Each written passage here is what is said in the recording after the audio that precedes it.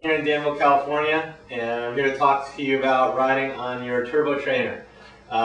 In the wintertime, sometimes you have days of rain, and it's important to stay with your training and within your cycle of training. So if you have to get on your bike because the weather's bad, first thing I do before I get on is to make sure my tire pressure is the same as it is when I ride on the road. For me, I try to run like a 90 psi to about 110 psi. I find it's just a little bit more comfortable when you're riding out on the road. But on the trainer, you want to make sure that you have a decent PSI, and you want to make sure that your tension against your tire from the trainer is as far as tight enough where your tire won't slip when you pedal. So you want to make sure there's a little bulge in the tire there. When that's all set up, you want to make sure you have your nutrition and your fluids with you.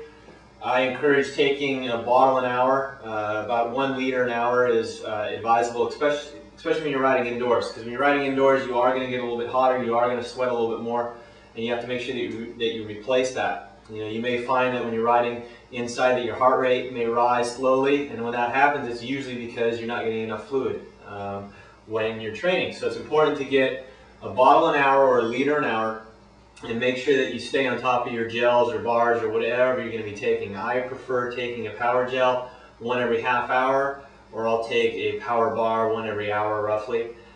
When you get on your bike, start out with just a warm-up phase. Do about a 15-minute or 20-minute warm-up. Try and keep your heart rate anywhere between 110 and 120, 125 heart rate, and let it vary. Just get comfortable, get your legs warmed up, make sure you get everything all set up.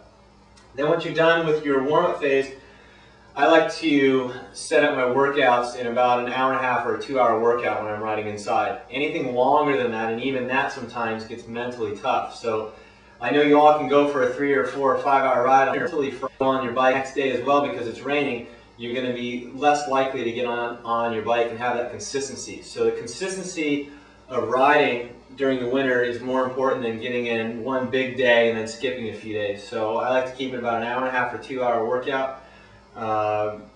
And so what I do is I break it up into intervals. I'll look at maybe a 15-minute interval. I'll do 4 or 5 15-minute intervals or 20-minute intervals. If you want to do a 30-minute interval, that's great as well. But what I like to do is to do an interval and just take a minute or two break to make sure I'm getting my fluids down after each interval. That way I'm not going straight, and the monotony of it is not as bad. So I like to watch a DVD, some race footage, workout video if you want, but I find just watching some TV footage of a race or watch a movie or something like that helps the time go by. But during your intervals, I like to keep your heart rate at an endurance zone. And it's always better to err on the low side than the high side. This is important because you're going to get fit no matter what. And if you keep your heart rate at a lower zone, let's say 130 or 125 or 135, you may take a little bit longer to get fit, but the endurance and the fitness that you build during that period of time is going to last you a lot longer.